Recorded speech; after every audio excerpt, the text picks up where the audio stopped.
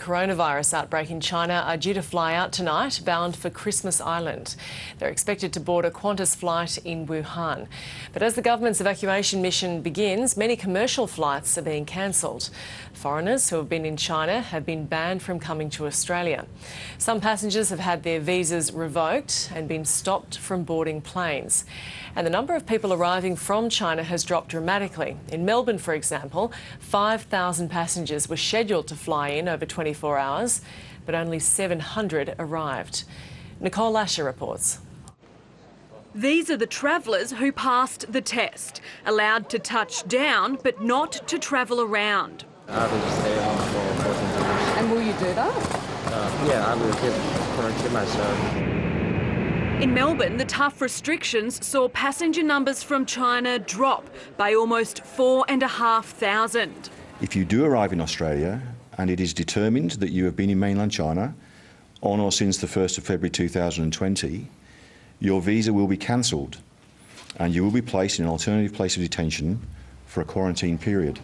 Australian citizens, permanent residents and their immediate family are exempt.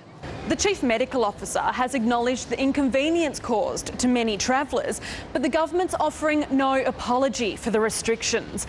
They'll likely hit the tourism sector to the tune of billions of dollars. And with half of international students yet to arrive back, universities and colleges will also feel the pain. They're the greatest source of foreign students, over 200,000 into Australia, 1.4 million tourists. As inbound flights were cancelled, a Qantas 747 departed Sydney for the virus epicentre.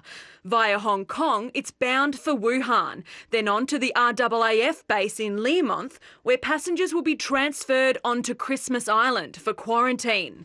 The government's now backed down on charging the stranded Australians $1,000. That's been made subsequent to additional advice from the Department of Foreign Affairs and Trade. The message keeps changing as the coronavirus spreads. There's hotspots, as you know, developing all around China.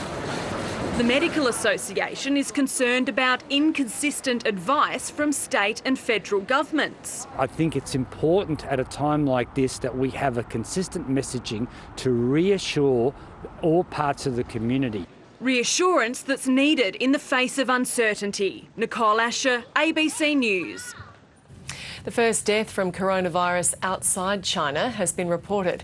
A man from Wuhan has died in the Philippines. He's believed to have contracted the virus in China, where more than 300 people have now died and over 14,000 have been infected. And as China correspondent Bill Birtles reports from Beijing Airport, life is changing dramatically.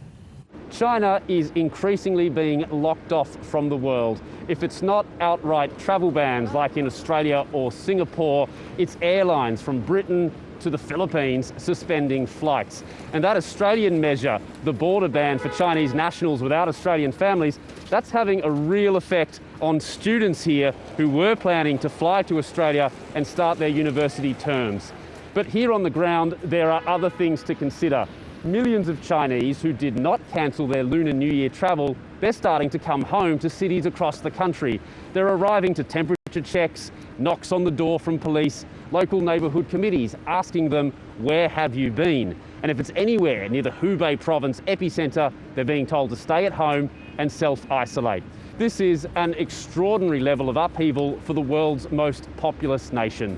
But so long as the number of cases and the death toll continue to rise, this will be the new normal.